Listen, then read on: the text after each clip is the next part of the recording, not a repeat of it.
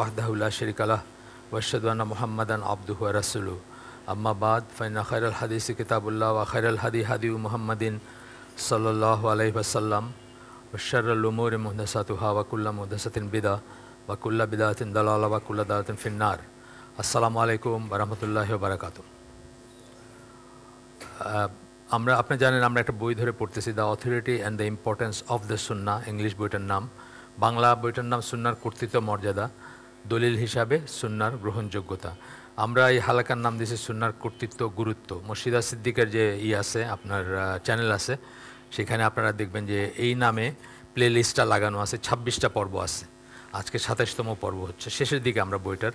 অত্যন্ত ইম্পর্ট্যান্ট একটা বই এই সময়ের জন্য। এই সময় বলতে আমি বোঝাচ্ছি যে যখন অনেক ধরনের ফিরকা, অনেক বিভক্তি, অনেক মতবাদ ইসলামের ভিতরে শাখা প্রশাখা, অনেক মানে বিচ্যুতির শাখা প্রশাখা গজাইছে, এবং কোরআনিয়ন বা কোরআন অনলি বলে একটা আন্দোলন চলতেছে বলতে পারেন বাংলাদেশে, বাইরেও।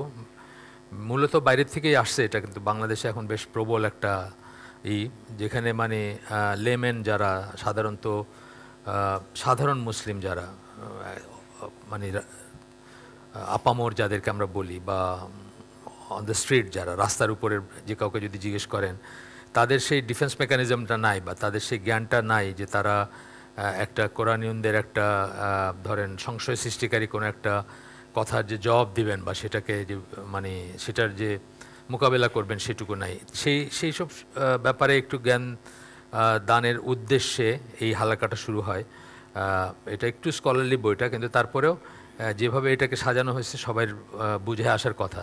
তা আমরা বই একদম শেষ চ্যাপ্টারে আছি এখন। সুন্নাহর পথই হচ্ছে ইসলামের পথ। এখানে ভিতরে আমরা কিছুটুক পড়ছি, তারপরে উপসংহার শেষ কথা, তারপরে বইটা শেষ হয়ে যাবে। হয়তো আরেকটা আজকের পরে আরেকটা হালাকা হতে পারে। এই হালাকাটা আপনারা জানেন যে 2nd এবং 4th শুক্রবারে হয়, মাসের 2nd এবং 4th শুক্রবারে মাগরিবের পরে হয়। তো এটা যদি শেষ হয়, আমরা যদি কন্টিনিউ করি, তাহলে আমরা অন্য একটা বই কিছু করব, অন্য কিছু করব। তো আজকে আমরা ওই 7ম অধ্যায়টা হচ্ছে সুন্নাহর পথই হচ্ছে ইসলামের পথ। এখানে ইসলামের পথ এখানে মনে রাখার জন্য খুব সহজ একটা কথা আমি বলি। যারা ম্যাথমেটিক্স ধরেন 6, 7, 8, 9 এর ম্যাথমেটিক্স পড়ছেন, আমরা ইকুয়েশন বুঝি এমনি। তো ইসলাম ইজ ইকুয়াল টু সুন্নাহ, এইভাবে সহজভাবে মনে রাখতে পারেন। নো সুন্নাহ নো ইসলাম, মানে আমার একটা ইকুয়েশনে বলি না যে ডান সাইডটা একটা সাইড 0 হলে অন্য সাইডটাও 0 হয়ে যায়। তো সুন্নাহ যদি আপনার 0 হয়, তাহলে ইসলামও 0 হয়ে যাবে।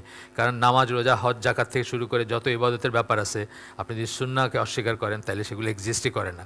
আপনি সেগুলো কীভাবে পালন করতে হবে, ইভেন নামাজ আমরা একটু আগে পড়লাম, এই নামাজ কীভাবে পড়বেন, কয়টা সেজদা দিবেন, কয়টা রুকু করবেন, কখন সালাম ফেলাবেন, সমস্ত বর্ণনা আসছে সুন্নাহ থেকে। কিছুই থাকে না, এবং কোরআনীরা তাই করতে চাচ্ছে। কোরআনীরা তাই বলে যে মনের নামাজ পড়লেও হবে, উঠা বসা না করলেও চলবে, মনের নামাজ পড়লেই এনাফ। মানে এতে কোথাও লেখা নাই যে উঠা বসা করতে হবে, এই কথাও তারা বলছে, কিন্তু বলে ছাড়ছে অলরেডি। হ্যাঁ, মানে মানে কোরআনিয়ন যারা, তারা অলরেডি বলছে এই কথাটা, যে এই উঠা বসার নামাজের দরকার নেই, মনের নামাজই এনাফ, মনে মনে করলেই। আরও আছে ফেরকা যারা বলে এই কথা। তা আমরা গতদিন যেখানে শেষ করছি, তারপর থেকে আমরা শুরু করব। তো একটু ওভারল্যাপিং হবে। ইবন তাইমিয়ার একটা পড়তেছিলাম আমার মাজমু ফতোয়া থেকে, মাজমু ফতোয়ার 4 নম্বর ভলিউম 95 পৃষ্ঠা থেকে উদ্ধৃত। সেটা আমরা পড়তে পড়তে আমরা শেষ করছিলাম গতদিন।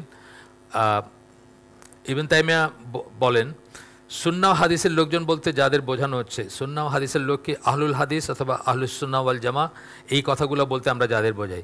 এখানে আমি একটা ডিসক্লেমার দিছিলাম যে আহলুল হাদিস হচ্ছে একটা জেনেরিক কথা, আহলে হাদিস কথাটা আরবিতে নাই, এটা বাংলাদেশ, পাকিস্তান, ইন্ডিয়ার কথা। আহলে যেখানে আছে, এই আহলে কথাটা আরবিতে নাই, আপনারা জানেন। তো আহলুল হাদিস হচ্ছে জেনেরিক কথা। আর আহলে হাদিসের অনেক রকমের ডিভিশন আছে, অনেক ভাগ আছে, অনেক ফেরকা যদি বলি ফেরকাও বলতে পারি, অথবা ধরেন ভাগ বললাম বা বিভক্তি বললাম, সেগুলো আছে। আমরা যখন আহলুল হাদিস বলি, তখন আমরা জেনেরিক আহলুল হাদিস কথাটা বলি, হাদিসের লোক যারা, তাদেরকে বোঝাই। যেমন আমরা প্যারাসিটামল হচ্ছে জেনেরিক নাম, নাপা হচ্ছে ব্র্যান্ড নেম। আমরা ব্র্যান্ড নেম বলতেছি না, আমরা জেনেরিক নাম, এটা আমরা সবসময় বলি এই কথাটা। যে আহলুল হাদিস বলতে আহমদ বিন হাম্বল যেটা বুঝছিলেন, আমরা সেই আহলুল হাদিসের কথা বলতেছি। বা আহলুস সুন্নাহ ওয়াল জামা বলতে, আহলুস সুন্নাহ ওয়াল জামার ডেফিনেশন কি, আল্লাহ রসুল এবং সাহাবীরা যে পথপন্থার উপর ছিলেন, সেই পথপন্থার উপর কিয়ামত পর্যন্ত যারা থাকবেন, তাদের সবাইকে আমরা কি বলি, আহলুস সুন্নাহ ওয়াল জামা বলি। এবং আহলুস সুন্নাহ ওয়াল জামা কথাটা নবীর সময়কার কথা না, এটা প্রথম উচ্চারিত হয় ইবনে আব্বাসের মুখে। নবীর সময় একটাই মাত্র জামাত ছিল, মদিনার মুনাফিকরাও এই জামাতের ভিতরেই ছিল। তাদেরও এই সাহস ছিল না যে তারা আলাদা একটা জামাত করবে, আলাদা একটা ফেরকা করবে, এই সাহস ছিল না। যে জন্য মসজিদ নববীতে মুনাফিকরা নামাজ পড়ছেন এবং নবী তাদের নাম বলে গেছেন হুযায়ফা বিন ইয়ামানকে, যে কারা কারা মুনাফিক এই ইসের ভিতরে। তো তখন একটাই জামাত ছিল যেটাকে আমরা আল জামাত বলতাম, জামাতুল মুসলিমিন বলতাম, বা আল জামাত জামাত বলতে এটা বোঝাইতাম। তারপরে তো ভাগাভাগি শুরু হলো।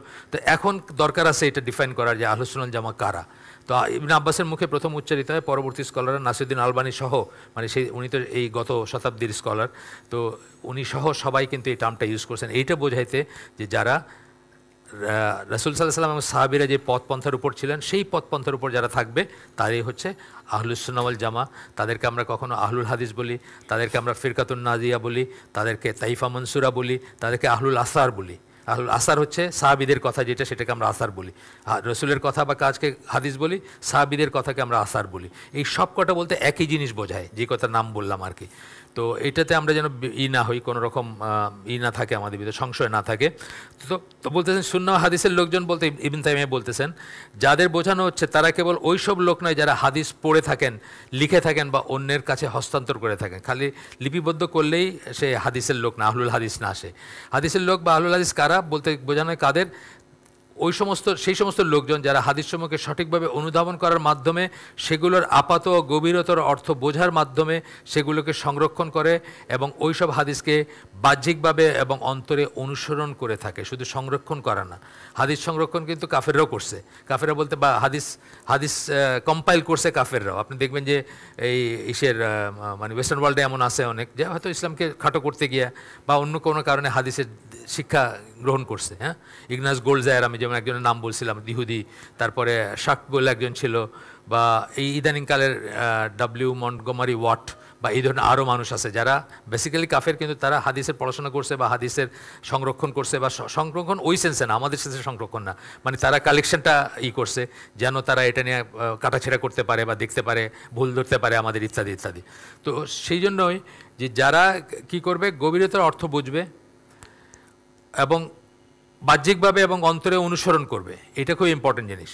আপনি এত বিশাল পণ্ডিত কিন্তু আপনার মুখে দাঁড়িয়ে নেই, তাই না? আপনি দেখেন এই যে কোরআনিয়ন আমেরিকা থেকে করে না, স্যুট টাই পরা সজল রোশন, দেখছেন না? মিলিয়ন্স অফ ভিউজ, মুখে দাঁড়িয়ে দাঁড়িয়ে নাই কিছু, স্যুট টাই পরা আমেরিকান স্কলার আর কি, ওইখান থেকে বলতেছে এই নামাজ কোরআনের নামাজ না, আমরা যে নামাজ পড়ি এটা কোরআনের না, এটাও কোরআনের না, মানে এগুলো সব কোরআন বিরুদ্ধে আমল করতেছে আমরা যা করতেছি আর। আচ্ছা, তো যাই হোক, তার মতে মানে ইবনে তাইমিয়ার মতে কোরআনের লোকজন বলতে যা বোঝানো হয় সে সম্বন্ধে একই ধরনের বক্তব্য প্রযোজ্য। কোরআন সম্বন্ধে আপনি দেখবেন প্রথম দিকের কোরআনগুলো কারা ট্রান্সলেট করছেন ইংলিশে, একজন হচ্ছেন আরবেরি, আপনার হয়তো জন আরবেরি নাম শুনছেন হয়তো, উনি তো কাফের ছিলেন, উনি তো আর মুসলমান হন নাই। বা এরকম দেখবেন, আরও দেখবেন যে মানে কোরআনের লোকজন বললে খালি কোরআন ট্রান্সলেট করছে, কোরআনের অর্থ জানে, কোরআনের তা বোঝায় না। কিন্তু কোরআনের লোকজন বলতেও কি হবে, বরং তারা হবেন সেই সমস্ত লোক যারা কোরআন শিখেন এবং এমনভাবে প্রয়োগ করেন যেমনভাবে প্রয়োগ করার কথা, প্রয়োগ করেন, জীবনে প্রয়োগ করেন। তারা শুধুমাত্র মানে পড়া স্কলার সেটা না। এবং ধরেন আমাদের ইংলিশে মুসলিম নামধারী একজন মানে প্রথম একজন যিনি কোরআন করছেন হচ্ছেন আবদুল্লাহ ইউসুফ আলী। যারা ইংলিশে কোরআন, যাদের বাসায় ইংলিশ কোরআন আছে তারা সবাই তার নাম জানে। আমার বাসায় এক কপি আছে, আমাদের আগের পূর্বপুরুষের দেওয়া আর কি। উনি তো বহরি শিয়া ছিলেন এবং উনি তো দাঁড়িয়ে ছিলেন, উনি খ্রিস্টান বিয়ে করছিলেন, ইংল্যান্ডে মারা গেছেন, ইউকেতে মারা গেছেন। এখন উনি তো কোরআনের লোক না, উনি কোরআন ট্রান্সলেট করছেন, কিন্তু উনি কোরআনের লোক বলবো না ওনাকে আমরা, তাই না? কোরআনের লোক বলবো যারা কোরআনকে প্রয়োগ করবে। প্রয়োগ করলে ওনার লাইফে অন্যরকমই হইতো, উনি শিয়া থাকতে পারতেন না, তাই না? কোরআন যদি প্রয়োগ করতে পারে, জানে কেউ কোরআন যদি সত্যিই পড়াশোনা করে, তো সে কি শিয়া হইতে পারে নাকি? সে শিয়া হইতে পারে না, ইত্যাদি।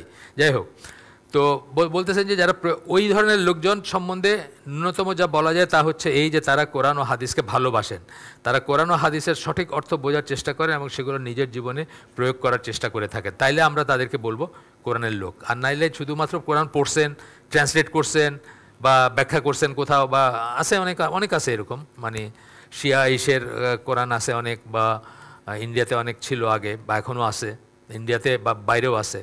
জাফরুল্লাহ বলে কোনো একজন ওনার আছে, বা আরও অন্যদের আছে। আচ্ছা, এরপরে গেল এটা। তারপরে বলতেছেন যে ইবনে তাইমিয়া নাজাতপ্রাপ্ত দল বা বিজয়ী দল তাইফা মনসুরা, তাদেরকে ভিক্টোরিয়াস বলা হয়, সাহায্যপ্রাপ্ত দল, বিজয়ী দল মানে সাহায্যপ্রাপ্ত দল, তাইফা মানসুরা বলি আমরা। আর নাজাদপ্রাপ্ত বললাম ফিরকাতুন নাজিয়া। এই সম্বন্ধে ইবনে তাইমিয়া শনাক্তকরণ সম্বন্ধে বলতেছেন যে অনেক লোকই দাবি করে থাকে যে তারা যে কোনো একটা সুনির্দিষ্ট ফেরকা বা দল হচ্ছে নাজাতপ্রাপ্ত দল, কিন্তু তারা যা বলে তার পক্ষে কোনো সত্যিকার দলিল নেই। তাদের দাবিসমূহ কেবলই তাদের অনুমান। দেখবেন যে আমাদের ভিতরেই অনেক পীরের মুরিদ আছে বা অনেক আছে যারা বলবে আমরাই শুদ্ধ, আমরাই হলাম ফিরকাতুন নাজিয়া, বা আমরাই হচ্ছে তাইফা মানসুরা, আমরাই সাহায্যপ্রাপ্ত দল, বলে, এটা বলে থাকে, আমিও শুনছি বলতে, মানুষ বলে আর কি।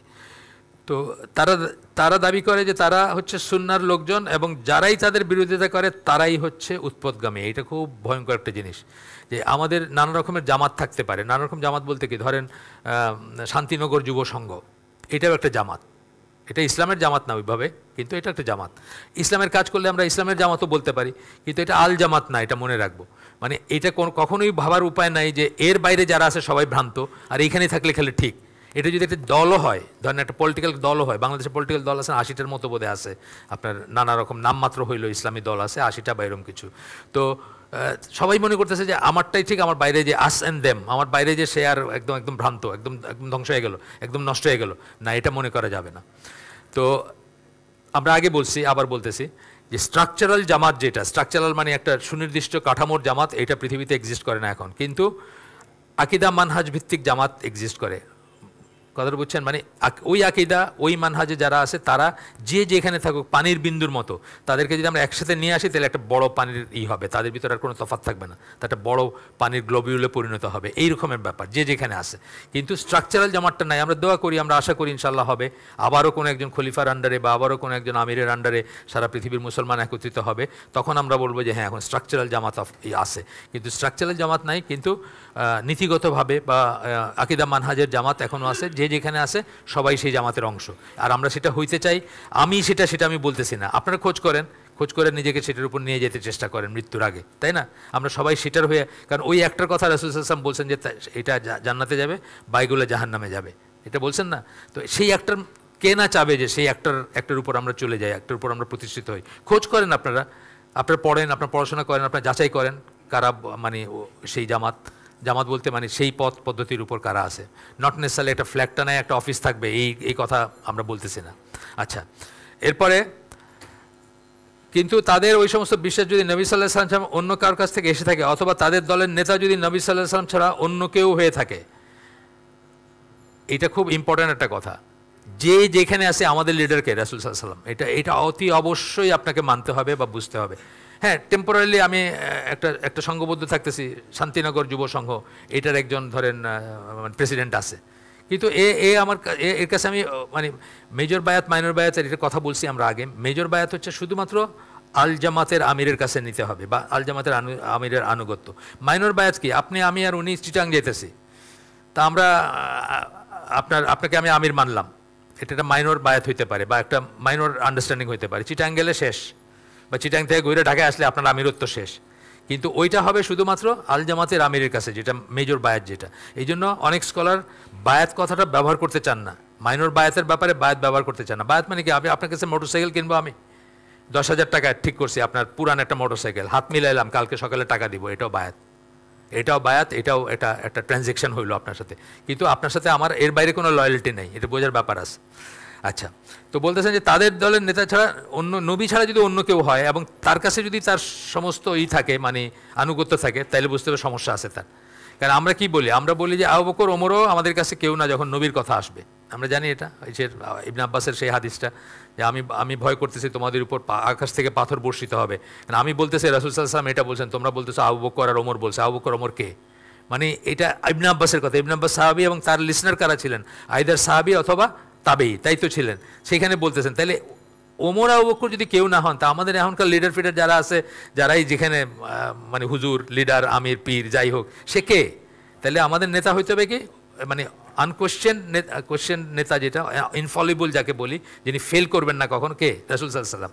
এটা বুঝতে হবে, এই বুঝটা থাকতে হবে। তবে তাদের সেই দাবি গ্রহণযোগ্য নয়, নবী ছাড়া যদি অন্য কেউ হয় তাদের ওই আনকোয়েশ্চেন যে নেতা, এটা এই জন্য যে এমন কেউ নাই যাকে পরিপূর্ণরূপে বিশ্বাস করতে হবে অথবা পরিপূর্ণরূপে যার আনুগত্য করতে হবে, কেবল নবী সাল্লাল্লাহু আলাইহি ওয়াসাল্লাম ছাড়া আর কেউ নাই। যাকে পরিপূর্ণ আনুগত্য এবং পরিপূর্ণভাবে করতে হবে, যাকে, যেটা বলছেন আল্লাহ সূরা নিসার, এখানে পড়ে আসছি, আমরা কয়েকবারই পড়ছি, সূরা নিসার 80 নম্বর আয়াতে যার কথা বলছেন যে তাকে মানলো সে তো আল্লাহকেই মানলো, মানে তাকে মানা মানে আল্লাহকে মানা। এইরকমভাবে আর কারো আপনার আনুগত্য করতে বলা হয় না বা মানতে বলা হয় না আপনাকে। হ্যাঁ, আচ্ছা, যাই হোক, এরপরে আর কারো বেলায় তার কিছু বক্তব্য গ্রহণ করা হবে। আমরা সবাই, যে কেউ, আজকেও যে কেউ থাকুক অথবা ওই সময় আবু বকর, ওমর থেকে শুরু করে রাদিয়াল্লাহু আনহুম, তাদের কাছ থেকে বা শুরু করে এই পর্যন্ত যত স্কলার আসছেন তাদের কিছু আমরা মানবো, যদি অঠিক পাই আমরা মানবো না। এই যে নাসিরুদ্দিন আলবানির কথা বললাম, অনেক বড় কাজ আছে ওনার, 208টা কিতাব লিখে গেছেন, তারও কিছু জিনিস আমরা মানতে পারি না বা মানি না। যেটুকু শুদ্ধ সেটুকু মানবো, যেটুকু শুদ্ধ না সেটা মানবো না। এটা হচ্ছে কারেক্ট লাইন আর কি। তো বলতেছেন যে ইবনে তাইমিয়ার কথাই বলেন। ইবনে তাইমিয়ার একটা উদাহরণ দেই, যে ইবনে তাইমিয়া তো অনেক বড় স্কলার ছিলেন, আপনারা জানেন, কিন্তু তার একটা জিনিস আমরা মানি না। কি মানি না? ওই যে কোরআনে যে আমরা বলা হয়েছে, উই বলছেন না আল্লাহ, আমরা, হ্যাঁ, ওয়া মিম্মা রাযাকনাহুম ইউনফিকুন, এই যে না মানে আস, আমরা বলছেন, এই আমরা বলতে উনি বলছেন যে আল্লাহ এবং ফেরেশতা বোঝানো হয়েছে, মানে আমরাটার ভিতরে প্লুরাল হচ্ছে আল্লাহ এবং ফেরেশতাগণ। এটা অন্যরা মানেন না, এটা তো একটা ঠিক ছিল না। তো এটা হইতেই পারে, কারণ উনি নবী ছিলেন না। নবী ছাড়া যে কেউই তার কিছুটা শুদ্ধ হবে, কিছুটা ভুল হবে। কারো হয়তো 99% শুদ্ধ, 1% ভুল, কারো হয়তো 99% ভুল, 1% শুদ্ধ, এটাও হইতে পারে, 1% শুদ্ধ। তো এটা আমাদের মনে রাখবো আমরা, যে এই নিরঙ্কুশ আনুগত্য শুধুমাত্র আল্লাহ রাসূল সাল্লাল্লাহু আলাইহি ওয়াসাল্লামের প্রাপ্য। এই কথা বলছেন। যাই হোক, এইসব শেষ করছেন। এরপরে আসতেছেন যে শুদ্ধভাবে নবীর শিক্ষার সাথে লেগে থাকে, না থাকে, যারা থাকে না, তাদের ওই ধরনের কর্মকাণ্ড এবং ইসলামের ইতিহাসের উৎপদগামী দলগুলোরই কর্মকাণ্ড। যারা নবীর শিক্ষার সাথে শুদ্ধভাবে লেগে থাকে না, নিজেরা চিন্তাভাবনা বেশি করে অথবা নিজেরা রায় বা ইচ্ছা বা খেয়াল বা যুক্তির উপর নির্ভর করে, তারা হচ্ছে ওই সমস্ত দল যারা এই ইসলামের ইতিহাসে যারা উৎপদগামী মানে যারা বিদাতি বা যারা এসে থেকে মানে বিচ্যুত। এটা হচ্ছে সুন্নাহর লোকজনের শুদ্ধতা পরীক্ষা করার একটা পদ্ধতি। সত্যিকার আনুগত্য কেবল আল্লাহর জন্যই হতে হবে। আল্লাহর রাসূল সাল্লাল্লাহু আলাইহি ওয়াসাল্লাম ছাড়া আর কারোই সত্যের মাপকাঠি হবার যোগ্যতা বা মর্যাদা নেই। এটা কিন্তু একটা ইম্পর্টেন্ট কথা। এটা আমাদের দেশে কয়েকদিন আগে একটা বিতর্ক সৃষ্টি হয়েছিল, তাই না? মানে কারা আমাদের বাতিঘর, কারা আমাদের হবে, শুধুমাত্র আল্লাহ রাসূল সাল্লাল্লাহু আলাইহি ওয়াসাল্লাম। কারণ আমরা দেখব বাকি সবার ভিতরেই কোথাও না কোথাও একটা ডেফিসিয়েন্সি থাকতে পারেই। আপনি অনেক কিছুতে এগ্রি করেন, একটা কিছুতে করেন না, বা একটা কিছুতে দেখা গেল যে করা যাচ্ছে না তার সাথে। সুন্নাহর লোকজনের কর্মকাণ্ড এই দুইটা স্তম্ভ বলতেছেন, এই দুটার উপরে নির্ভর করে বা এই দুটার সাথে উপর মানে প্রতিষ্ঠিত। কি? একটা হলো আল্লাহর জন্য আনুগত্য এবং নবীকে একমাত্র নির্ভুল সত্যের মাপকাঠি হিসাবে গ্রহণ করা। দুইটা বললেন, আল্লাহর প্রতি আনুগত্য বা আল্লাহর প্রতি আমাদেরই সাবমিশন, আমরা সাবমিট করব, সারেন্ডার করব, সেটা একটা ব্যাপার। আর একটা হচ্ছে যে নবীকে একমাত্র নির্ভুল সত্যের মাপকাঠি ধরতে হবে। তাইলে সাহাবাদের আমরা অনেক শিখি, সাহাবারা আমাদের লাইট হাউস, সব ঠিক আছে, কিন্তু নির্ভুল সত্যের মাপকাঠি কি? নবী। কারণ আমরা জানি সাহাবাদের কাছ থেকে আসছে, এবং বড় সাহাবিরা আছেন যারা এক মুঠো দাড়ি রেখে বাকিটুকু ছেটে ফেলছেন, আমরা জানি আছেন। কিন্তু আমরা এর বিপরীতে নবীর কথাতে জানি কি দাড়ি ছেড়ে দাও, মানে টাচ করতে না করছেন। তাহলে কারটা আমরা নিব? আমরা নবীরটা নিব। উনি বড় সাহাবী, ওনার রেসপেক্ট থাকবে, সবই ঠিক আছে, কিন্তু আমরা নিব কারটা? আমরা নবীরটা নিব। এইরকম যে কোনো ব্যাপারে, যে ব্যাপারে আসবে, ওই যেটা বলছেন ইবনে আব্বাস, যে আমি বলতেছি রাসূল সাল্লাল্লাহু আলাইহি ওয়াসাল্লাম তামাত্তু হজ নিয়ে বলতেছিলেন, আমি বলতেছিলাম রাসূল সাল্লাল্লাহু আলাইহি ওয়াসাল্লাম এটা বলছেন, আর তোমরা কইছো আবু বকর কইছে, ওমর কইছে। আবু বকর ওমর কে? এই জিনিসটা আমাদের মাথায় রাখতে হবে। এই জন্য ব্লাইন্ড, যেমন ধরেন হোসেন রাদিয়াল্লাহু আনহু যে ইসের জন্য গেছিলেন, বাইরে হয়ে গেছিলেন ইরাকে যাওয়ার জন্য, কুফায় যাওয়ার জন্য, মেইনস্ট্রিম অনেক সাহাবী তাকে সাপোর্ট করেন নাই, না করছেন, তাকে নিষেধ করছেন। তো এটা একজন সাহাবী হিসাবে হোসেন রাদিয়াল্লাহু আনহু ভুল করতেই পারেন, কিন্তু আমরা আমাদের স্ট্যান্ডটা কী হবে, যে আমরা অন্ধভাবে তাকে বলবো না যে তার সব কর্মকাণ্ডই ঠিক ছিল, সেটা বলবো না, কিন্তু তার সমালোচনা করব না। সাহাবীদের আমরা সমালোচনা করবো না, কারণ আল্লাহ তাদের উপর রাজি বলছেন, এইসব জানেই বলছেন যে তাদের ভিতরে কমতি থাকবে, তারা নবীর মতো পারফেক্ট না, তারা ডিভাইনলি প্রোটেক্টেড না, তারা আল্লাহ কর্তৃক ভুল করার থেকে প্রোটেক্টেড না। এইসবের পরেও আল্লাহ তাদেরকে মাফ করছেন। রাদিয়াল্লাহু আনহু ওই যে মানে ওই বিশেষ করে সূরা তাওবার 100 নম্বর আয়াতে যাদের কথা বলছেন যে আল্লাহ তাদের উপর রাজি, তারাও আল্লাহর উপর রাজি। আরও অন্যত্রও বলছেন, ওইটা একটা বলছেন আর কি, একটা জায়গায় বলছেন, সূরা বাইনাতেও বলছেন যে সাহাবীদের কথা, যে বা কথা, বিশেষ করে সাহাবীদের কথা এই সূরা তাওবার 100 নম্বর আয়াতে। স্কলাররা বলেন যে এখানে ওই হুদাইবিয়া সন্ধির সময় বাইতুর রিদওয়ান যাদের কাছে আপনার ওই যে গাছের নিচে যারা দিছিলেন আল্লাহ রসুলের কাছে বায়াত করছিলেন তাদের কথা বলা হয়েছে, 1400 ছিল তাদের নাম্বার। তো তাদেরকে আমরা সমালোচনা করব না, কারণ এইসব জেনে শুনেই তাদের মানে দোষ গুণ সহ আল্লাহ তাদেরকে মাফ করে দিয়েছেন, এবং আমরা তাদেরকে ভিলিফাই করব না, তাদের চরিত্র হরণ করব না, তাদেরকে সমালোচনা বলতে ওই সেন্সে সমালোচনা করব না, কিন্তু আমরা অ্যাকসেপ্ট করব যে তাদের ভুল হইতে পারে, তারা ভুল করে থাকতে পারেন, কারণ তারা ডিভাইনলি প্রোটেক্টেড ছিলেন না, তাদের ভুল আছে। যেমন ধরুন মুআবিয়া রাদিয়াল্লাহু আনহু আলী রাদিয়াল্লাহু আনহুর ভিতরে যে ঘটনাগুলো হয়েছে, সবাই আমরা জানি যে হয়তো এই একটা ঘটনাতে একজন ঠিক, আরেকজন হয়তো ঠিক না ততটা, কিন্তু তারপরে আমরা সেই সমালোচনাটা করি না, বা একজনকে ভিলেন বানাই আরেকজনকে হিরো বানাই না আমরা, কিন্তু আমরা হয়তো জানি যে এর ভিতর রিলেটিভলি কে ঠিক ছিলেন বা কার রোলটা ঠিক ছিল, এটা হয়তো আমরা জানি। আচ্ছা, আসেন এরপরে আমরা সামনে যাই একটু। এরপরে বলতেছেন আল্লাহর প্রতি ভালোবাসার বশবর্তী হয়ে তারা ওই সমস্ত লোকের বিরোধিতা করেন যারা সুন্নাহর উপর আছেন, যারা নবীর শিক্ষার বিরোধিতা করেন, তারাই হচ্ছেন একমাত্র জনসমষ্টি যারা দাবি করতে পারেন যে তাদের নেতা হচ্ছেন ভুল। তাদের নেতা হচ্ছেন নির্ভুল। কাদের নেতা? যারা রাসূলকে মাপকাঠি হিসাবে নেয়, তারাই একমাত্র দাবি করতে পারে যে আমাদের লিডার নির্ভুল বা আমাদের লিডারের কোনো ভুল নাই। তারাই হচ্ছেন একমাত্র জনসমষ্টি যারা দাবি করতে পারেন যে আল্লাহ তাদের নেতার প্রতি নিরঙ্কুশ আনুগত্য ও তার উপরে বিশ্বাস স্থাপনের ব্যাপারে আদেশ করেছেন। আল্লাহ আমাদের কাছে নিরঙ্কুশ আনুগত্য চাইছেন, যেন আমাদের নিরঙ্কুশ আনুগত্য থাকে রাসূলের প্রতি। এই জন্য বলছেন যে তাকে মানলো সে আল্লাহকে মানলো, এবং বিশ্বাস স্থাপনের কথা বলছেন। কারণ আমরা শুধু যতই লা ইলাহা ইল্লাল্লাহ বলি, আমরা যদি বাকি অংশটা না বলি ওয়ান্না মুহাম্মাদুর রাসূলুল্লাহ, তাহলে কিন্তু আমরা মুসলমান না, তাহলে কিন্তু আমরা জাহান্নামী, তাই না? মানে এই দিন ইসলামের মূল অংশটা তো আসলে সেকেন্ড পার্টটা। অনেক মানুষকে জিজ্ঞেস করেন, সে বলবে আমি তো এক আল্লাহ বিশ্বাস করি। অনেক কাফের, মানে আমাদের কাছে যারা কাফের, ধরেন একজন পশ্চিমা সায়েন্টিস্ট বলবে আমি আল্লাহ বিশ্বাস করি, এক আল্লাহ বিশ্বাস করি, কিন্তু রাসূল বলেন আমি বিশ্বাস, তাহলে কি সে মুসলমান নাকি? তাহলে কি সে বিশ্বাসী না? সে কাফের। এটা বুঝতে হবে যে এই দিনের রাসূল আসার পরের থেকে নিয়ে সেকেন্ড পার্টটা খুব ইম্পর্টেন্ট। সেকেন্ড পার্টটা না মানলে কেউ ফার্স্ট পার্টটা দিয়ে কোনো কাজে লাগবে না। তো যাই হোক, এরপরে বলতেছেন যে আর তারাই হচ্ছে একমাত্র জনসমষ্টি যারা সিরাতুল মুস্তাকিমের উপর রয়েছেন। সিরাতুল মুস্তাকিম এর উপর কারা আছেন? যারা তাদের লিডার হিসেবে রাসূল সাল্লাল্লাহু আলাইহি ওয়াসাল্লামকে নিছেন, যাদের কাছে আমাদের এই দুনিয়ার লাইফে স্কলার থাকতে পারেন, আমির থাকতে পারেন বা অন্য কেউ থাকতে পারেন, কিন্তু যখনই তাদের কথা রাসূলের কথার সাথে কন্ট্রাডিক্ট করবে, তাদের কথা চলে যাবে, রাসূলের কথাটা থাকবে। এই হচ্ছে কথা। আচ্ছা, এরপরে আহলুস সুন্নাহ জামার কথা বলতে গিয়ে বলতেছেন তাদের মাঝে এমন কিছু বৈশিষ্ট্য রয়েছে যা তাদেরকে অন্য সকলের মাঝে পৃথক অবস্থানে প্রতিষ্ঠিত করে। উদাহরণস্বরূপ তারাই হবে সেই জনসমষ্টি যারা কোরআনকে সবচেয়ে ভালোভাবে বোঝে। কোরআনকে কিন্তু হাদিসের লোকরাই সবচেয়ে ভালো বোঝে, এই কথাটা জেনে নেন, শুনে নেন, জেনে নেন। এটা আমরা পড়ছি ওমর রাদিয়াল্লাহু আনহুর একটা আসার, যে তোমরা হাদিসের, যখন তোমাদের সাথে কোরআন নিয়ে কেউ তর্ক করবে, তোমরা হাদিসের লোকদের সাহায্য নিও, কারণ তারাই কোরআনকে সবচেয়ে ভালো জানে। আজকে সেই দিন আসছে, কিন্তু আজকে যখন কোরআনিয়ন আপনার সাথে তর্ক করতেছে, আপনার আসলে হাদিসের লোকের কাছে যাওয়া উচিত, যারা হাদিসের উপর কনভার্সেন্ট, তারাই কোরআনকে সবচেয়ে ভালো জানে। আচ্ছা, গেল এটা। জনসমষ্টি যারা কোরআনকে সবচেয়ে ভালো জানে। এখন তফসির করতে গিয়ে বলতেছেন কিছু সংখ্যক তফসিরকার হাদিস বা সাহাবীদের বক্তব্যের উপর অন্য তফসিরকারের তুলনায় বেশি নির্ভর করেন। তফসিরের ব্যাপারে এটা প্রযোজ্য। যেসব তফসিরকাররা সুন্নাহ, রাসূলের কথা এবং সাহাবীদের কথার উপর নির্ভর করছেন, তাদের তফসিরগুলোই আপনারা দেখবেন যে শুদ্ধ।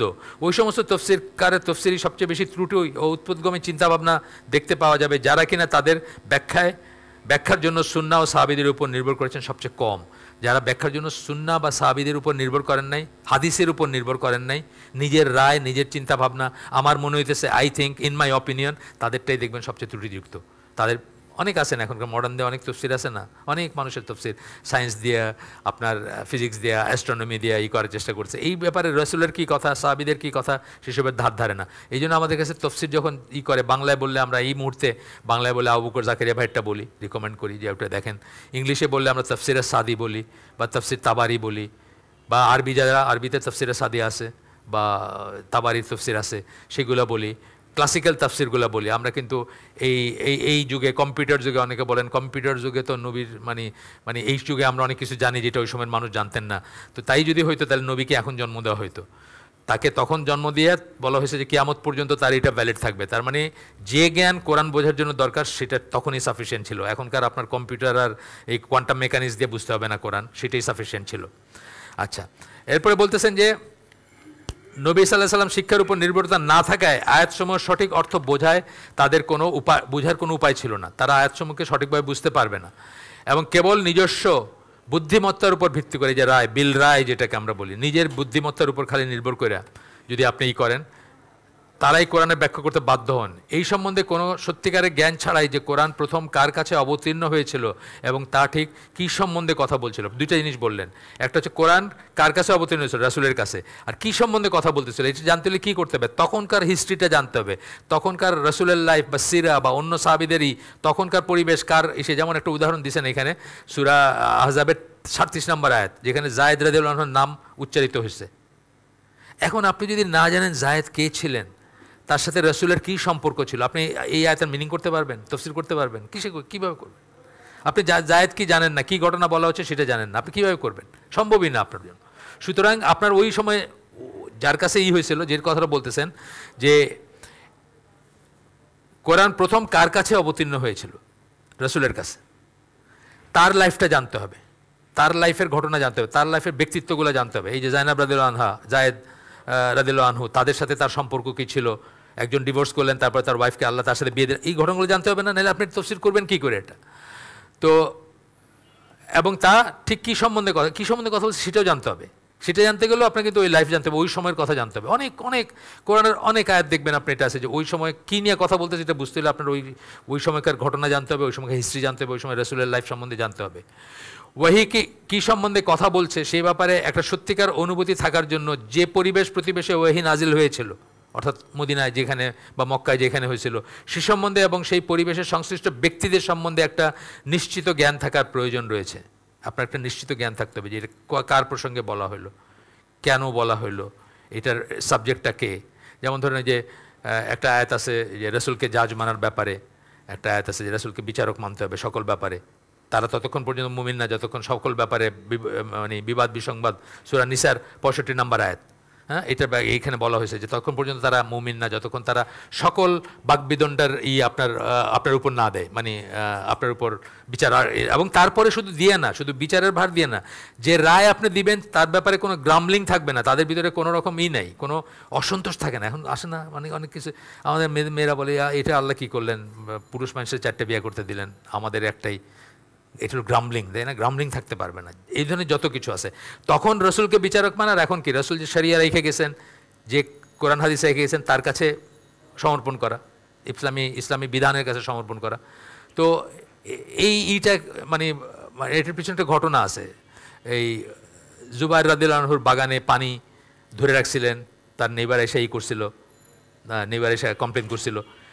তার মানে ওই ঘটনাগুলো জানলে আপনি ও আচ্ছা, তাহলে এটা সব ঠিক জায়গায় পড়তেছে, আপনি তখন একদম পরিষ্কার হয়ে যাবে আপনার সামনে যে কেন এই কথাগুলো বলা হয়েছে, যে তাকে বিচারক মানতে হবে, তারপরে মনে যেন কোনো অসন্তুষ্টি না থাকে, একদম সব কিছু আপনার কাছে পরিষ্কার হয়ে যাবে। তো এরকম ব্যাপারগুলো আর কি। এছাড়া যে সমস্ত লোক সুন্নাহ ও হাদিসের খুঁটিনাটি সম্বন্ধে জ্ঞান অর্জন করেন, সেগুলোকে অনুধাবন করেন এবং সেগুলোর সাথে লেগে থাকেন, তারাই হচ্ছেন সেই জনসমষ্টি যারা নবী সাল্লাল্লাহু আলাইহি সাল্লামের জীবন, লক্ষ্যসমূহ এবং আদেশ নিষেধের সাথে সবচেয়ে বেশি পরিচিত, অর্থাৎ হাদিসের লোক যারা। আমরা পড়ছি এখানে মানে সুন্নার মানে 4 ধরনের, স্কলারের কাছে 4 ধরনের মানে সুন্নার আমরা এই বইতে পড়ে আসছি। যারা ফিকের স্কলার তারা সুন্না বলতে একটা জিনিস বোঝেন, যারা আকিদার স্কলার তারা একটা জিনিস বোঝেন, যারা উসুলি মানে উসুল ফিকের যারা স্কলার তারা একটা জিনিস বোঝেন, আকিদার স্কলাররা একটা জিনিস বোঝেন। এই বইটা আমরা যেভাবে পড়তেছি সেটা হচ্ছে উসুল ফিকের স্কলাররা সুন্না বলতে কী বোঝেন। উসুল ফিকের স্কলাররা সুন্না বলতে বুঝবেন যার উপর ভিত্তি করে ইসলামী আইন কানুন বিধি নিষেধ ডিফাইন করা যায়। এই জন্য নবুয়তের আগের জীবনটা তাদের কাছে ইম্পর্টেন্ট না, কারণ সেটা কোনো দলিল না। নবুয়তের আগে নবী কী করছেন, কী বলছেন, সেটা কোনো দলিল না। দলিল কখন থেকে? নবুয়তের পর থেকে নিয়ে। এবং যে সমস্ত জিনিসগুলোকে দলিল হিসাবে মানে ইসলামী আইন প্রণয়নে তারা সুন্নাকে ওইভাবে চিন্তা করেন। আচ্ছা, উসুল ফিকার যারা স্কলার তারা, যাই হোক, এটা আপনাদের না। এইখানে আসতেছেন একটা আসতেছে। আমি যখন হাদিসের মানুষজনের একজনকে দেখি, একটা উদ্ধৃতি, ইমাম শাফির উদ্ধৃতি এটা, আমি যখন আহলুল হাদিস কাউকে দেখি, হাদিসের লোকজনকে দেখি, তখন মনে হয় যেন আমি আল্লাহর রসুলকেই জীবন্ত দেখতে পাচ্ছি। মানে তার সব কিছুই হবে সেরকম। আপনি আমাদের নামাজের ভিতরে দেখবেন যে একটা লোক যখন দাঁড়াইছে, আমি সমালোচনার জন্য বলতেছেন, আপনি যদি অবজার্ভ করেন আপনি দেখবেন তার দাঁড়ানো, সে কীভাবে হাত বাঁধলো, সে কীভাবে রুকুতে গেল, সে কীভাবে সেজদায় গেল, প্রত্যেকটা জিনিসে আপনি দেখবেন যে আইদার সে সুন্নায় আছে অথবা সে সুন্নায় নাই। সে হয়তো ভুল করে মনে করতেছে এটাই সুন্নাহ, কিন্তু আসলে হয়তো সে সুন্নার উপরে নাই। আপনি কাপড় চোপড়ে দেখবেন না, কাপড় চোপড়ে দেখবেন, আপনি কাপড় থেকে শুরু করেন, আপনি বাহ্যিক হিসেব থেকে শুরু করেন। যে ধরেন একটা টি শার্ট জিন্সের ট্রাউজার পরে নামাজ পড়তেছে, সে আসলে জানে না যে সতর ঢাকাটা ফরজ, এবং তার সতরটা ঢাকে নাই, তার হয়তো নামাজটা হচ্ছে না। স্কলারদের ভিতরে বিতর্ক আছে এটা নামাজ হচ্ছে কি হচ্ছে না। যার মানে পশ্চাৎ দেশের পুরা ইটা আপনি দেখতেছেন, একটা জিন্সের ট্রাউজার পরলে দেখবেন না, জিন্সের টাইট ট্রাউজার পরলে তার হয়তো সালাদটাই হচ্ছে না। তো এখন এখন একটা একটা করে আপনি খেয়াল করেন, আপনি বুঝবেন যে এই লোকটা সুন্নাহ জানে, বা দেখলেই বুঝবেন যে এই লোকটা সুন্নার উপর আছে।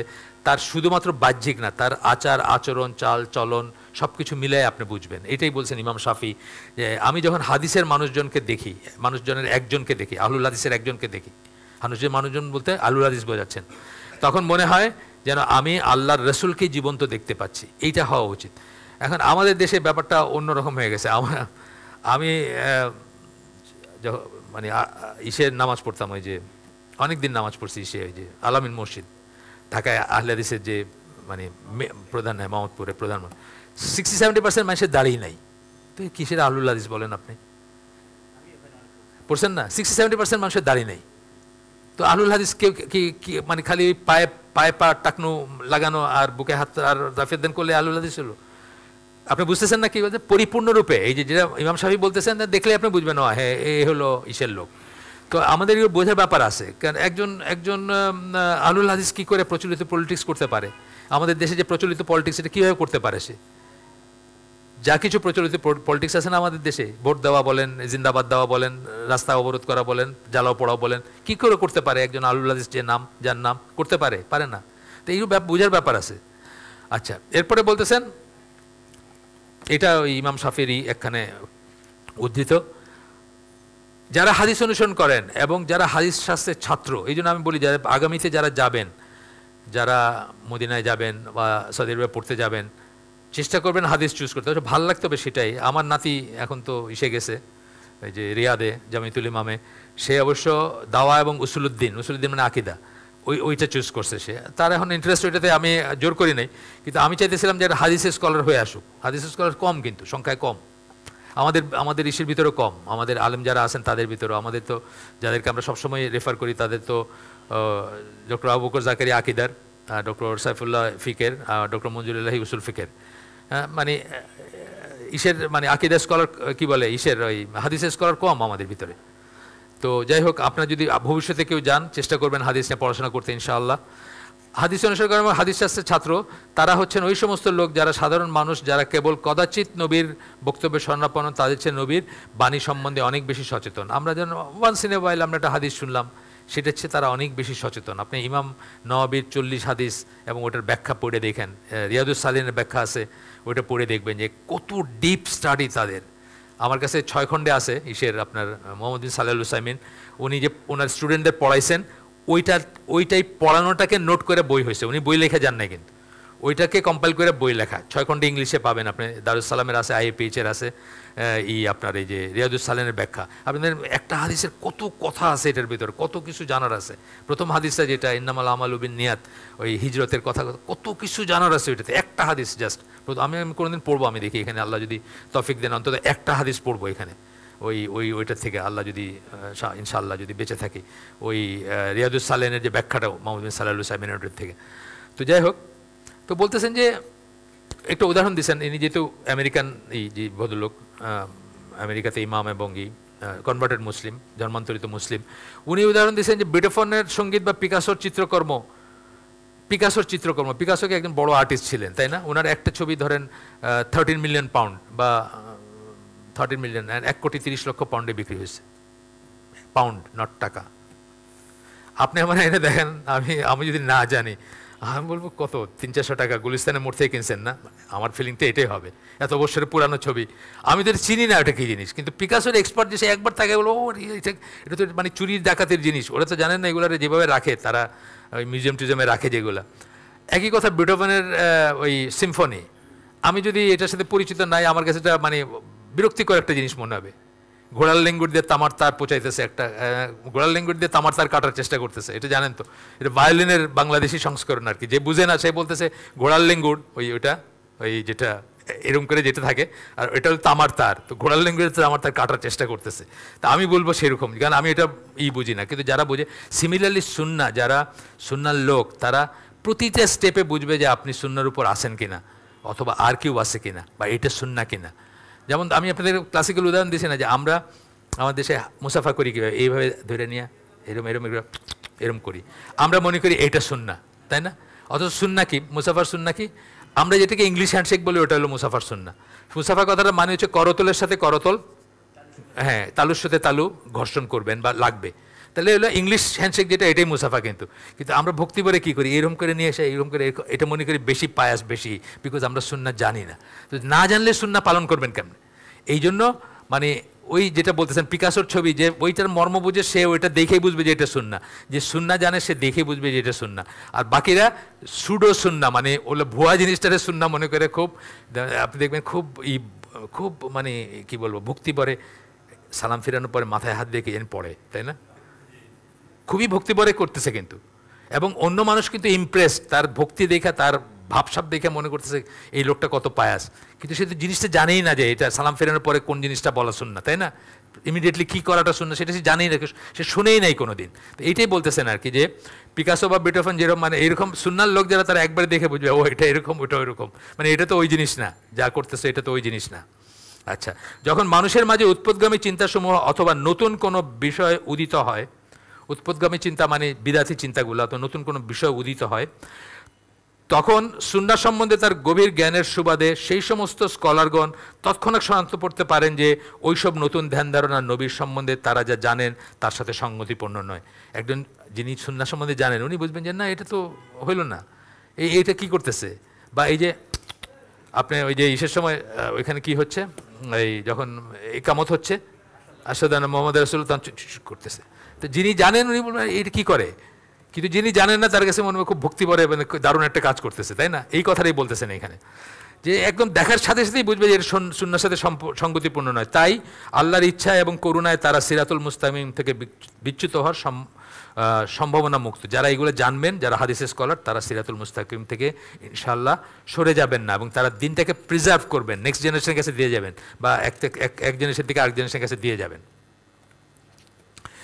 এরপরে বলতেছে, যখন আকিদার বিষয়সমূহের কথা আসবে তখন তারা ব্যক্তিগত মতামত বা যুক্তির ব্যবহারকে নিয়ন্ত্রণ করেন, কেননা ওই সমস্ত বিষয়ের অনেকগুলোই মানবিক ধ্যান ধারণার জগৎ বহির্ভূত।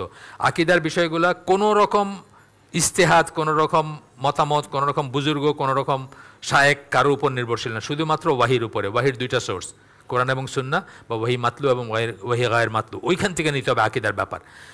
আচ্ছা, ইসলামের ইতিহাসে বিভ্রান্তির আমি কিন্তু দেখেন এই যে এইভাবে পড়ি, হাইলাইট করে জিনিসগুলো পড়ি, যেই পৃষ্ঠায় যতটুকু হাইলাইট থাকে ততটুকু পড়ার চেষ্টা করি, যাতে আমি শেষ করতে পারি, আর নাইলে তো এটা চলতেই থাকবে। তো ইসলামের ইতিহাসে বিভ্রান্তের উৎসসমূহের বৃহত্তম একটি হচ্ছে আকিদা বা বিশ্বাসের নিয়মাবলী নির্ধারণ করতে অতি সীমাবদ্ধ বুদ্ধিমত্তার স্বর্ণাপন্ন হওয়া। আকিদার ব্যাপারেও বুদ্ধিমত্তা খাটাইতে চাইছি আমরা, আমাদের বুদ্ধিতে যেটা কুলায় ওইটা আমাদের দেশে একজন মানে সোকল্ড আলেম আছেন, ডাক্তার সাহেব, কোরআন অনলি প্রিচ করেন, উনি বলেন বিবেক বুদ্ধিতে যেটা আমি ওনার একটা ছিলাম, একটা সেমিনার মার্কে একটা জায়গায় ছিলাম, উনি বোর্ডে আঁকছেন, আইকা বলছেন যে বিবেক বুদ্ধির ফিল্টারে যদি না যায় তাহলে হাদিস একদম নিচে চলে আসলো, মানে এটার গ্রহণযোগ্য না, বিবেক বুদ্ধিতে কোলাইতে হবে। আর আপনার বিবেক বুদ্ধিতে কোলাবে হাদিস, বিবেক বুদ্ধিতে কোলাইলে আপনি তো বহু হাদিস বাদ চলে যাবে। আপনার সিম্পল যেটা আমি সবসময় বলি, যে আপনি অজু করলেন, আপনার অজু চলে গেল, গ্যাস বাইরেছে দেখে, আপনার বিবেক বুদ্ধি কি বলবে যে যেখান দিয়ে অজু গেছে এটা ধোয়া দরকার, বলবে না? বলবে তো। কিন্তু আমরা অজু করি কি দিয়ে? মাথা মুখ হাত পা মুখ ধুয়ে এবং মাথা মুছে করে আমরা অজু রিনিউ করি না? তো বিবেক বুদ্ধি দিয়ে করলে তো আপনার ওই জায়গাটা ওয়াশ করা দরকার ছিল।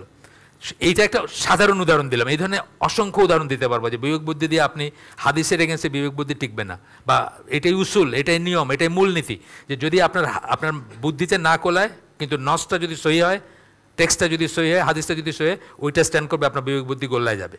এরকম অনেক আছে, আমি একটা বললাম জাস্ট, এরকম আরও অনেক আছে। মাথা মুছে করলে পবিত্রতা কীভাবে আপনি দেখেন পবিত্র হয় কেমনে, এটা তাওকিফি ব্যাপারে, এটা আল্লাহ বলছেন তাই আমরা করি, তাই না? আমি কি দেখি নাকি কেমনে পবিত্র হয়? দেখি না তো। মাথা মুছে করলে কেমনে পবিত্র হয় দেখি না। মোজার উপরে কেন করতে বললেন? মোজার নিচে তো ময়লা জমে, নিচটারে সাফ করতে বলতে পারতেন, কিন্তু বলছেন উপরটাকে মুছে করতে। এইরকম আপনি অনেক কিছু পাবেন।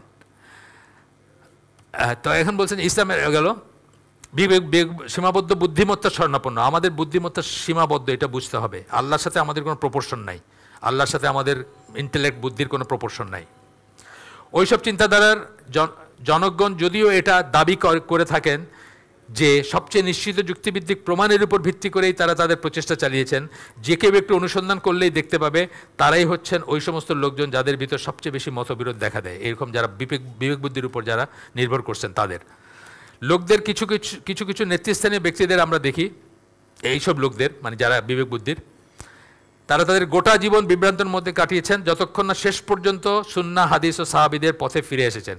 নাম করা কয়েকজনের ভিতরে একজন হলেন আবুল আহসান আল আশারি। আশারাইট বলি না আমরা, আশারি বলি না, আশারি মাতুরিদি বলি না। আশারি কিন্তু তার মতবাদ ত্যাগ করছিলেন এবং শেষ করে আহলে সুন্নাহ জামার ভিতরে দাখিল হয়েছিলেন। এরকম এখানে আরও কয়েকজনের নাম দিয়েছেন। একজন হচ্ছেন ফখরুদ্দিন আল রাজি, ওনার কথা কিন্তু তফসিরের বইতে আসে, তফসিরের বইতে ওনার কথা আসে। তো উনি আক্ষেপ করছেন যে তার গোটা জীবনের সংগ্রহ হচ্ছে বলা হয়েছে এবং তারা বলেন এই ধরনের কথাবার্তা, অর্থাৎ অন্য মানুষের দর্শন, মতামত ইত্যাদি সত্যিকার অর্থে তার কোনো কাজে আসবে না। আল জুহাইনি বলে একজনের কথা বলছেন, তারও ব্যাপারটা এরকম ছিল।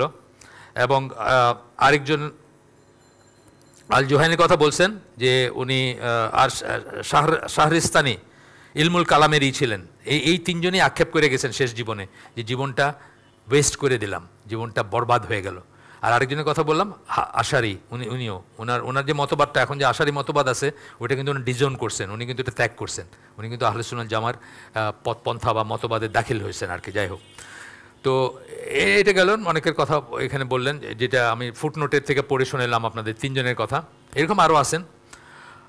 আর আচ্ছা, তাদের অন্তরসমূহ তখন শেষ পর্যন্ত সুস্থির হয়েছে যখন তারা রিয়েলাইজ করছেন যে তারা ভুল করছেন, সেটা ত্যাগ করছেন, তারপরে তারা হয়েছেন। তা আমার কথা হলো যে সারাটা জীবন ভুল পথে না করে তাদের মতো, যেমন আপনি 4 তলা থেকে একটা মানুষ পড়ে মরে গেছে, তা আপনি কি মরেন কিনা এটা দেখার জন্য আবার ঝাঁপ দিবেন নাকি? না, আপনার তো দরকার নেই ঝাঁপ দেওয়ার, ও মরছে এটা আপনার জন্য এনাফ হবে যে আমি 4 তলা থেকে ঝাঁপ দিব না, তাই না? এই সমস্ত স্কলারগণ যাদের কথা বলতেছি, তারা যে পুরো একটা লাইফ টাইম ঘুরে এসে আবার জিরোর থেকে শুরু করছেন, ওইটা দেখে তো আপনার শিক্ষা হওয়া উচিত। আপনার পুরো ওটা ঘোরার দরকার নাই, আপনি মানে শর্টের স্পটটা নেবেন আর কি, ইনশাল্লাহ। তো গেল। এরপরে বলতেছেন যে আমরা এইরকম অনুসন্ধানতে এগুলো যেগুলো পড়লাম, এইরকম মিশে পৌঁছাতে পারি যে হাদিসের লোকজনই হচ্ছে সত্যিকার অর্থে একতার লোকজন। এর একটা কারণ হচ্ছে এই যে ইমানের মৌলিক বিষয়গুলোর প্রসঙ্গে যখন আসবে তখন নিজেদের ব্যক্তিগত মতামতের অনুসারী হন না তারা, হাদিসের লোক যারা, তারা নিজেদের ব্যক্তিগত মতামতের অনুসারী হন না, যা কিনা বিবিধ ও পরস্পর বিরোধী হতে বাধ্য। আপনি দেখবেন যে অনেক বড় স্কলার, অনেক বড় মানুষকে আমি দেখছি, একটা প্রশ্ন জিজ্ঞেস করছি, বলতেছেন যে আপনি ইমাম মালিকের গল্প শুনছেন না, যে একটার পর একটা প্রশ্ন জিজ্ঞেস আর উনি বলছেন জানেন না, উনি বলছেন জানেন না, জানি না। এরকম দেখবেন অনেক বড় স্কলারদের কাছে জানি না, বা বলবেন যে পরে জানাবো বা পরে দেখে জানাবো, দেখবেন অনেক আছেন। আমার ছেলে একটা হালাকায় বসছিল, উনি মারা গেছেন অল্পদিন আগে, মোহসেন আল আব্বাদ, মদিনা ইউনিভার্সিটির প্রেসিডেন্ট ছিলেন এক সময়, পরবর্তীতে ওনার ছেলে এখন আব্দুর রাজ্জাক আল আব্বাদ মদিনা ইউনিভার্সিটির টিচার। তো উনি অল্পদিন হয় মারা গেছেন, উনি বয়স হয়েছে অনেক, মসজিদ নওয়াবিতে হালাকা করতেন। তো আমার ছেলে যখন হজে গেছে তখন ওনার হালাকায় বসছিল। তা হালাকায় ভিতরে মানুষ কত রকমের কথা বলে না, কত প্রশ্ন করে। একদিন জিজ্ঞেস করছে কুমির খাওয়া হালাল কিনা, মানে কোথা থেকে তার মাথায় আসছে। উনি একটু চিন্তা করে বললেন যে মাদ্রি, মানে জানি না আর কি। এত বড় স্কলার, কুমির খাওয়া হালাল কিনা বললেন জানি না, তার লজ্জা নাই, কোনো লজ্জা করে নাই ওনার। সেম এরকমই হওয়া উচিত যে সুন্নাপন্থী যারা বা আহলে সুন্নাহ জামা বা যারা শুদ্ধ ইসের স্কলার, তারা দলিল খুঁজবে যে আচ্ছা দেখি তো কিছু লেখা আছে নাকি, আমার তো মনে নাই যে কুমির সম্বন্ধে কোনো হাদিস পাইছি কিনা, আচ্ছা আমি আপনাকে পরে জানাবো, বা আমি জানি না পরে জানাবো। এরপরে আসতেছে খুব ফেমাস আয়াত, যেটা আপনার অনেকবার পড়ছি আমরা, এই মজলিসে পড়ছি, যার উপর আলাদা করে একটা হালাকাও আমি করছিলাম এই মসজিদের আগের যে বিল্ডিংটা ছিল সেখানে। এই একটা আয়াত দিয়ে একটা হালাকা করছিলাম আমি। এই একটা আয়াত আসলে হালাকার যোগ্য একটা আয়াত, কারণ এই আয়াতটার ভিতরে সূরা নিসার 59 নম্বর আয়াত, এই আয়াতটা হচ্ছে আপনার মাযহাবের এগেইনস্টে সবচেয়ে স্ট্রং দলিল। কিন্তু এই আয়াতটাকে ভিত্তি করে কিন্তু মাযহাবের উপর বই লেখা হয়েছে, মাযহাব কী ও কেন। তাহলে আমরা আকরামুজ্জামান ভাই বলেন খুব সুন্দর করে যে দলিল তো ঠিক আছে, কিন্তু এটার তফসির হলো জাল আর কি। আয়াত ঠিক আছে কিন্তু ব্যাখ্যা জাল, বা হাদিস ঠিক আছে কিন্তু এটা ব্যাখ্যা জাল। এটা হলো হে ইমানদারগণ আল্লাহর আনুগত্য করো এবং রাসূলের আনুগত্য করো এবং তাদের তোমাদের মধ্যে যারা কর্তৃত্বের অধিকারী উলিল আমর, যেটা বলছেন যে আল্লাহর আনুগত্য করবেন, রাসূলের আনুগত্য করবেন। আনুগত্য কথাটা এই দুটোর সাথে জুড়ে দেওয়া হয়েছে এবং ইন্ডিপেন্ডেন্টলি জুড়ে দেওয়া হয়েছে। এটা অনেক কিছু বোঝার আছে যে ইন্ডিপেন্ডেন্টলি মানে কি, আল্লাহ যদি কিছু নাও বলে থাকেন, কোরআন যদি কিছু নাও বলে থাকে আর রসুল বলেন সেটাও মানতে হবে, সেটা আনুগত্য করতে হবে। এটা হলো দলিল একটা, এইভাবে কথা বলার দলিল আর কি। আল্লাহর আনুগত্য করো এবং রসুলের আনুগত্য করো। বলতে পারতেন আল্লাহ রসুলের আনুগত্য করো, তা বলেন নাই, এখানে আলাদা করে বলার হিকমাটা এখানে। এবং কিন্তু অন্যদের ব্যাপারে যখন বলছেন তখন কিন্তু আনুগত্য করার কথাটা বলেন নাই, বলছেন এবং তাদের যারা তোমাদের মধ্যে যারা কর্তৃত্বের অধিকারী। এইখান থেকে স্কলাররা বলেন যে ওই দুইটা আনুগত্যের কন্ডিশনাল হচ্ছে থার্ড আনুগত্যটা, যতক্ষণ ওই দুইটার সাথে মিলবে অ্যালাইন ততক্ষণ তার আনুগত্য, নাইলে কোনো আনুগত্য নাই। ধরেন আপনার মসজিদুল হারামের ইমাম যিনি, উনি যখন ইস্তাউ বইলা ডাক দিলেন আপনার কাতার সোজা করার, 30 লক্ষ মানুষ কাতার সোজা করে দাঁড়ায় যায়, তাই না? এখন উনি যদি ওখানে সূরা ফাতিহা একটা গান গাইতে শুরু করেন, আর কি ওনার কথা শুনবে? ওনারে চ্যাংদোলা করে বাইরে ফালাই দিবে যে পাগল হয়ে গেছে, তাই না? ধরেন সূরা ফাতিহা যে একটা গান গাইতে শুরু করেন, আপনি শুনবেন? কেন শুনবেন না? কারণ এই আল্লাহর আনুগত্য করো, রাসূলের আনুগত্য করার সাথে অ্যালাইন না ওইটা। ওনার মাথা খারাপ হয়ে গেছে, উনি এখন গান গাইতে শুরু করছেন ওইখানে দাঁড়ায়। কথার কথা আমি বললাম, এটা হয় নাই কখনো। তাইলে আর যাদের আনুগত্যের কথা বলেছে তাদের আনুগত্য কিন্তু কন্ডিশনাল। কি কন্ডিশন? আল্লাহ এবং রসুলের অ্যালাইন্ড হইতে হবে, ওই লাইনের হইতে হবে। ওই লাইনের বাইরে হইলে তার আনুগত্য নাই। এটা হচ্ছে বোঝার ব্যাপার আর কি। তোমরা যদি কোনো বিষয়ে মতবিরোধ পোষণ করো তবে তা আল্লাহ তার রসুলের কাছে ফিরিয়ে দাও, মানে সেখানে নিয়ে যাও মতবিরোধ পোষণ। ইভেন আমিরের সাথে করলেও, যাদের আনুগত্যের কথা বলা হয়েছে তাদের সাথে আপনি মতবিরোধ করতে পারেন, তখন কোথায় কেউ নিয়ে যাবেন? আল্লাহ রসুলের কাছে নিয়ে যাবেন। এটা হইতে পারে। এটা শানে নজরুল জানেন নাকি? এটার জানেন আসবাব সাবাব, মানে এইটা আমি বলছিলাম এখানে, আপনাদের মনে আছে কারো? এটা হচ্ছে আল্লাহ রসুল একটা মিশনে একজন সাহাবীর আন্ডারে একটা দলকে পাঠাইছিলেন। তো উনি ওই আমির যিনি, উনি কোনো কারণবশত খুব ম্যান্ড করছেন তার আন্ডারে যারা ছিল তাদের উপর। উনি তাদেরকে কাঠ জড়ো করতে বলছেন, কাঠ জড়ো করার পরে আগুন দিতে বলছেন, আগুন দিয়ে বলছেন এখানে ঝাঁপ দিতে। তো ওনারা অলমোস্ট ঝাঁপ দিতে নিছিলেন। একজন ইয়াং সাহাবী বললেন যে দাঁড়ান, আমরা এই ব্যাপারটা আমার একটু সন্দেহ লাগতেছে, আমরা রসুলের কাছে নিয়ে যাই। তখন রসুলের কাছে যখন নিয়ে গেছেন তখন রসুল বললেন যে তোমরা ঠিক কাজটাই করছো, তোমরা যদি ঝাঁপ দিতে তাহলে ওই জ্বলতেই থাকতো আগুনে। তার কারণ আমির যদি উল্টাপাল্টা অর্ডার করে, ওই যে বললাম গান গাইতেছে, তখন আর সেই আমিরের পিছনে কোনো নামাজ নাই, তাই না? তো আমির যদি উল্টাপাল্টা কাজ করে সেই আমিরের মানতে আমরা বাধ্য না। আচ্ছা, তো এরপর বলেন যে যদি তোমরা সত্যি আল্লাহ ও আখিরাতে বিশ্বাস করো, এটা কিন্তু ঈমানের শর্ত, বুঝছেন তো? তো আপনি যদি ডিসপিউট হয় কিছুতে, সেটা আপনি কোরআন হাদিসের কাছে নিয়ে যাবেন, এটা কিন্তু ঈমানের শর্ত। এইভাবে আল্লাহ যেখানে কথা বলেন, যদি তোমরা সত্যি আল্লাহ আখিরাতে বিশ্বাস করো তাহলে এটা করো, তাহলে এটা যদি না করেন তাহলে আপনি আসলে আল্লাহ আখিরাতে বিশ্বাস করেন না। তার মানে এটা ঈমানের শর্ত। অর্থাৎ যে কোনো জিনিসকে ডিসপিউট যখন হবে সেটা কোরআন হাদিসের থেকে কাছে নিয়ে যাওয়াটা ঈমানের শর্ত। এই আয়াত থেকে, এই যে তোর অনেক কথা আছে, অনেক বড় কথা আছে এই আয়াত নিয়ে। বললাম না একটা হালাকা পুরা করতে পারেন আপনি শুধু এই আয়াতটার উপরে। সেটাই তোমাদের জন্য উত্তম এবং শেষ পর্যন্ত অধিকতর মঙ্গলময়।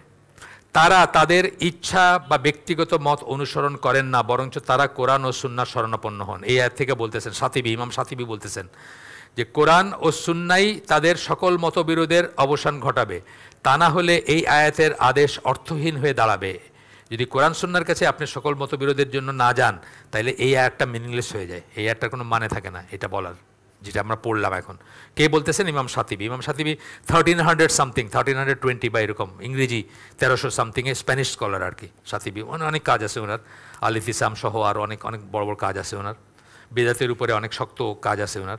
আচ্ছা, এরপরে বলতেছেন যে আল্লাহর রজ্জু ধরে রাখো এবং বিভক্ত হয়েও না। সূরা আলে ইমরানে 103 নম্বর আয়াত কোট করতেছেন। আল্লাহর রজ্জু হচ্ছে কোরআন এবং সুন্নাহর সন্নিবেশিত ওয়াহি। আল্লাহর রজ্জু বলতে কি বুঝবো আমরা? কোরআন এবং সুন্নায় যে ওয়াহি আসছে, কোরআনও ওয়াহি, সুন্নাহ ওয়াহি, আমরা এটা বলছি এখানে।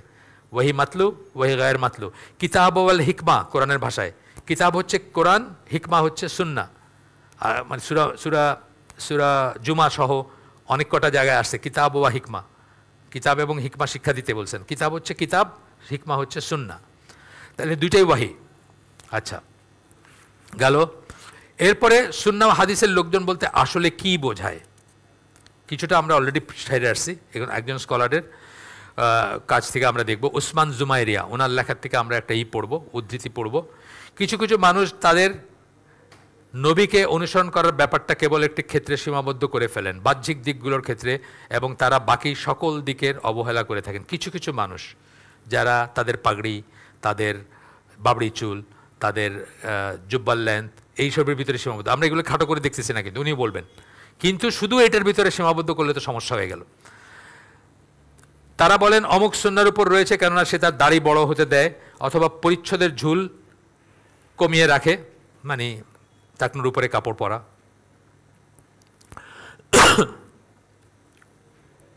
আমরা যদিও এই ব্যাপারগুলোকে কোনোভাবেই খাটো করে দেখি না, এই ব্যাপারগুলো কিন্তু আমরা ছোট করতেছি না। টাকনুর উপর কাপড় পরা, মানে টাকনুর উপরে ঝুল বা কাপড় পরাটা অত্যন্ত ইম্পর্ট্যান্ট একটা জিনিস, অত্যন্ত ইম্পর্ট্যান্ট জিনিস। আমি এখানে বলছি, এই হালাকাতে বলছি, এখানে কি বলছেন যে আপনার যেটুকু অংশ নিচে থাকবে জাহান্নামে, তা আপনি ধরেন জান্নাতে গেছেন, আপনার আঙ্গুলের জাস্ট এইটুকু জায়গা আমি একটা মোমবাতির উপরে ধরে রাখলাম, আপনি জান্নাত এনজয় করতে পারবেন? সম্ভব না। তা আপনার পায়ের ওইটুকু যদি জাহান্নামে থাকে আর বাকি শরীরটা যখন জান্নাতেই গেল, থিওরিটিক্যালি বললাম, আপনি তো জান্নাত এনজয় করতে পারবেন না। অত্যন্ত সিরিয়াস ব্যাপার এটা। টাকনুর উপরে কাপড় পরার ব্যাপারটা খুব লাইটলি নেয় মেজরিটি মুসলিম, এটাকে খুব লাইটলি নেন। এবং অনেকে তর্ক করেন যে আমি তো গর্ব করতেছি না, আমি তো ফুটানি করে কাপড় নামায় দেই নাই আরবদের মতো, তখনকার আরবদের মতো, তাইলে তো আমার বেলা এটা প্রযোজ্য না, এটা কিন্তু বলেন অনেকে এই যুগে। হ্যাঁ, মানে মানে বলেন আর কি। আচ্ছা, তো বলতেছে আমরা যদি এই ব্যাপারগুলো কোনোভাবেই খাটো করে দেখি না, কেননা বাহ্যিক চেহারা ও আকারের পেছনে এবং এর পেছনে চালিকা শক্তির মাঝে একটা সরাসরি সম্পর্ক রয়েছে। আপনার ভিতরে একটা ড্রাইভ থাকলে আপনার দাড়িটা রাখতে পারবেন, আপনার ভিতরে একটা ড্রাইভ থাকলে আপনি টাকনুর উপরে কাপড় পরতে পারবেন। আপনি তখন আর কেয়ার করেন না যে কে কী বলতেছে, কে কী ভাবতেছে। তার মানে আপনার ভিতরে একটা ব্যাপারের সাথে এগুলো সম্পর্ক আছে, কিন্তু আপনার ভিতরে জানাটা হয়তো ভুল হইতে পারে। আপনি মনে করছেন এইটাই এনাফ, আর কিছু না করলেও চলবে, সেটা যেন না হয়। আচ্ছা, তবুও আমরা বলবো যে তারা এমন অন্য দিকগুলো ভুলে যাচ্ছেন যেগুলোর গুরুত্ব অপরিসীম, যেমন সঠিক আকীদা, দ্বীনের জ্ঞান, আচার আচরণ ইত্যাদি বিষয়গুলি। সঠিক আকীদার অত্যন্ত, ওই যে দেখছেন না, মানে আমাদের দেশের সবচেয়ে বড় যারা দাওয়াতি দল, তাদের আকীদায় কত সমস্যা না? তাদের ফাজাইলে হজ, ফাজাইলে আমল পড়েন আপনি, ভর্তি শিরক এবং কুফর। বা আপনি ধরেন এই যে সুফি যারা বলবেন, মানে কাপড়ে চোপড়ে তারা কত পায়াস লুকিং না, হ্যাঁ, দেখলেই কত ভালো লাগে। কিন্তু তারা কি জালালউদ্দিন রুমির মসনবী, এটা তাদের পাঠ্য বই, মসনবী, মানে এটার ভিতরে শিরক কুফর ভর্তি। এবং একেশ্বরবাদ, কি বলে একেশ্বরবাদ না, সরি কি বলে সর্বেশ্বরবাদ, প্যান্থিজম যেটাকে আমরা ইংরেজিতে বলি, সর্বেশ্বরবাদ, মানে সৃষ্টি স্রষ্টা সব এক। হ্যাঁ, তুমি ফল, তুমি ফুল, তুমি তাতে গন্ধ, মানে তুমি সব আর কি, মানে তুমি ফল, তুমি ফুল, তুমি তার সেটার গন্ধ আর কি। মানে সৃষ্টি হলো ফল ফুল এবং আল্লাহ তাই আর কি। এটা কি ঠিক না? এটা ঠিক না। তোমার ফল, তোমার ফুল, তোমার গন্ধ, সবকটা তোমার সৃষ্টি। আল্লাহ একদিকে আর যা কিছু এক্সিস্ট করে সব আরেক দিকে। এটা হচ্ছে আমাদের আকীদা। আর ওই আকীদা কি, সব কিছুর ভিতরে আল্লাহ আছেন, কুকুরের ভিতরে আছেন, ফলের ভিতরে, ফুলের ভিতরে, যেদিকে তাকাই সব দিকে আল্লাহ দেখি। এটা তো এইটা হচ্ছে ব্যাপার, যে আকীদার ব্যাপারটা এই জন্য ইম্পর্টেন্ট। যেমন সঠিক আকীদা, দ্বীনের জ্ঞান, আচার আচরণ ইত্যাদি, এইগুলো খুব ইম্পর্টেন্ট জিনিস। এইটা বলতে গিয়ে বলছেন যে সুন্নাহ ও হাদিসের লোক বলতে কাদেরকে বোঝাবে? যারা শুধু বাহ্যিক দিকটা এই করবেন না, যারা এটার মর্মার্থতা বুঝবেন এবং সব কিছু সুন্নাত থেকে নেবেন, আকীদা সুন্নাত থেকে নেবেন, মানহাজ সুন্নাত থেকে নেবেন, কি করবেন, পদ্ধতি কি। মানহাজ কথাটা মানে হচ্ছে মূলনীতি বা পদ্ধতি বা প্রক্রিয়া, কি করবেন আপনি, কি করবেন। যেমন ধরেন এই ডেমোক্রেটিক ভোট দেওয়াটা আমাদের মানহাজে পড়ে না, আমাদের প্রক্রিয়া না, আমাদের আমির সিলেকশনের প্রক্রিয়া না এটা, তাই না? ডেমোক্রেটিক ওয়েতে ভোট দিয়ে এটা আমাদেরই না, আমাদের প্রক্রিয়া না এটা, আমাদের প্রক্রিয়া আরেক রকমের ছিল, যাই হোক অন্য কিছু ছিল। এরকম কথাগুলো আর কি।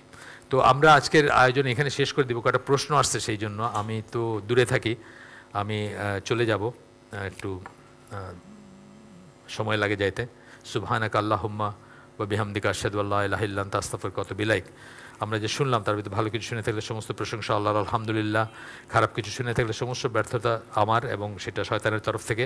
আমি হয়তো পারি নাই বোঝাইতে আপনাদেরকে।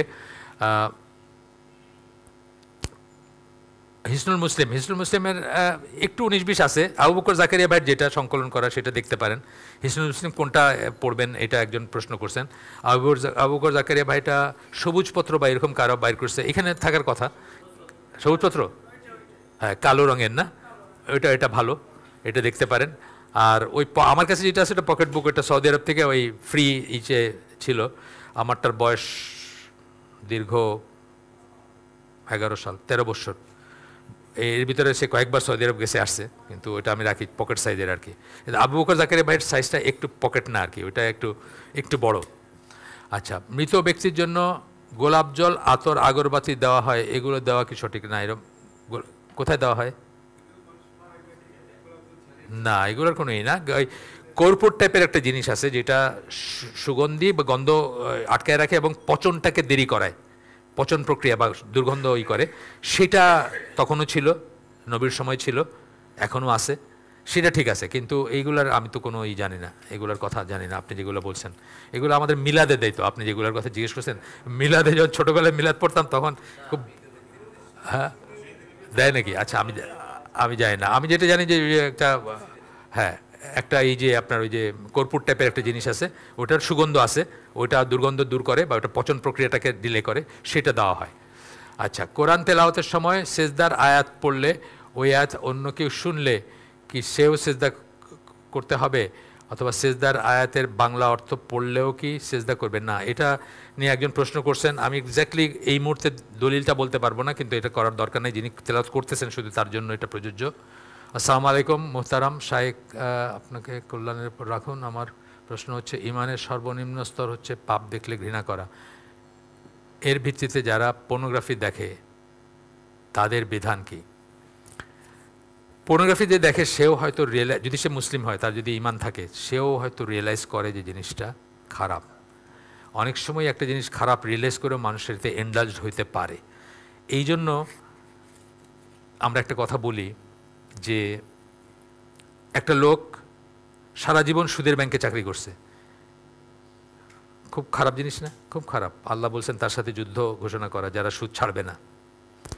কিন্তু প্রতিনিয়ত সে কান্নাকাটি করছে, তার অক্ষমতার জন্য সে ছাড়তে পারতেছে না।